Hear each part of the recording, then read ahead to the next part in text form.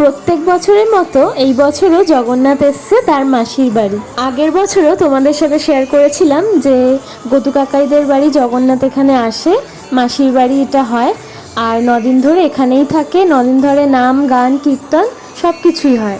আমরা তো প্রত্যেক দিন যেতে পারিনি, যেদিন গেছিলাম সেদিনের গান কীর্তন তোমাদের সাথে শেয়ার করলাম। কেমন লাগলো জানিও।